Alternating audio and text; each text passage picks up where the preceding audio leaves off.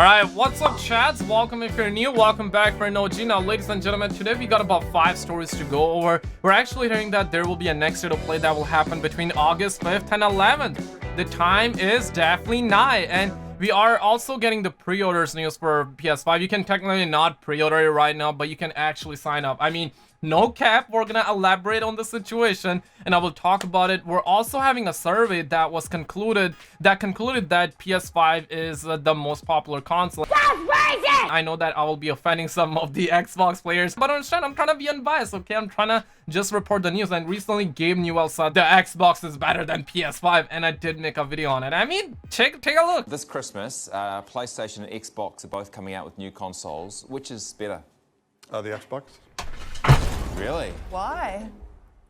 Because it is. But at the end of the day, like PS5 versus Xbox, that's just like a schlong measuring contest. These are just opinions. Just buy whatever you like, right? I'm just gonna put it that way. Smash the like button for me to be brave and talk about both consoles in one video. Not many YouTubers do that. Let's just get right into it. If you're new here, I cover all the big gaming news. So if a channel like you to that, then subscribe. And our first story is about the next state of play, and it says that it will drop between August 5th and 11th, and that was hinted by Jeff Grubb. And he actually put out this tweet yesterday, and this is his calendar, and we already know Jeff Grubb is probably one of the most credible guy, and he has August state of play sandwiched between August 5th and 11th. And there was somebody by the name of Mitch who was like, hey, should we look into where you place the state of play and Xboxing Day on this one? And he says that a tiny bit yes, but still not certain. So no date. And personally, I think that he knows about the date, but he's not gonna tell us because the dates are always subject to change, right? Just like how the Serrano guy came out recently and said that, yeah man, we're gonna be having the PS5 reveal on August 6th, but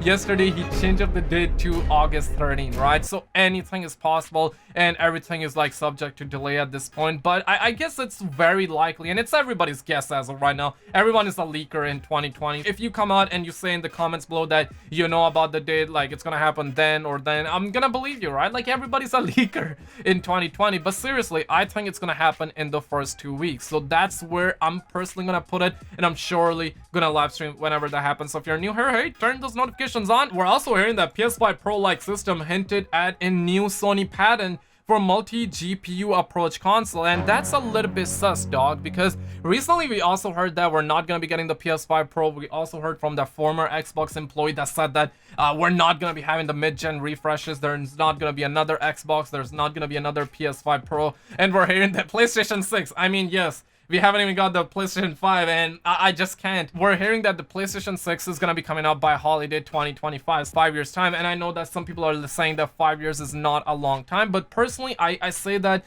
if you're somebody who's gonna be getting the PS5 day one, then 5 years out is a decent amount of time, because in that time span, we're gonna be having good amount of CPUs. We're gonna be having probably 70,080 Ti around that time, so I think we're gonna be having significant hardware changes, and 5 years is a decent amount of time. Like, don't we have phones that come out every single year, right? So I think 5 years is decent as long as the price is not that crazy expensive, as long as we also do not get PS5 Pro, because admittedly I want to be buying console day one and I don't want to have to like upgrade it like 2 years later. Like, I don't have that kind of money. That is the reason why I prefer a 5-year release time rather than 7-year release time, but we have an upgraded version after 2-3 years of the initial console release, if that makes sense. Let me know your expertise in the comments below, but this patent is legit, but it's not really a confirmation. It's more of like, hey, what if Sony is not making enough money? They will be like, okay, time to put out another PS5, okay? That is what's kind of happening here. And this is what the article says. The new Sony patent suggests the possibility of PS5 Pro device, says that it's a lot of technical banter, but essentially it mentions the possibility of 2 consoles existing,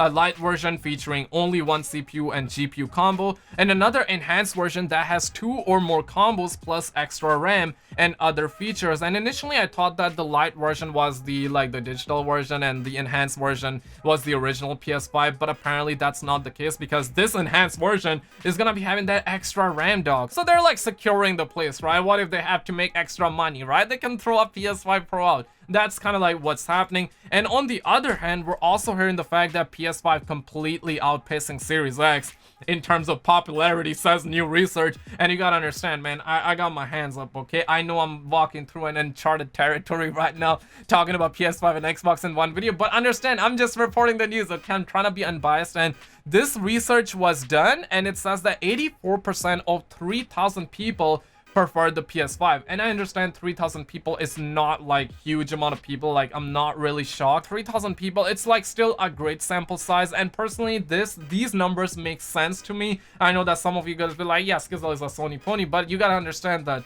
I really like Xbox approach. I really like the fact that they are making it consumer friendly, where I'm not gonna be buying the Xbox. I'm gonna be getting the Xbox if I got moolah lying around, right? I'm personally gonna be getting the PS5 first, and then I'm gonna try to upgrade my PC. And if I got that extra moolah lying around, then I'm gonna be going out and buy an Xbox Series X. But the reason I like their approach is because they are making it so there are no exclusive games to the Xbox. They're gonna be putting that out on the PC as well. So that's why I like it. What if there is a game that I am really into, like the State of Decay? I really am liking where that game is going. It's gonna be a Microsoft thing, but I can play it on the PC if I want to, so that way I don't have to buy an Xbox. And that's like what everyone is looking at, right? Microsoft is really shooting themselves on the foot, right? Personally, I like their approach, but that's like me saying that. And I think a lot of people that has the PC can agree with the sentiment, right? Like, you got a PC, so why bother getting an Xbox when you can actually play the Xbox Series X games on PC? You know what I mean, right? They are really shooting themselves on the foot with that one. On the other hand, we're also hearing that Walmart Canada actually tweeted about getting ready for the PS5 pre-orders,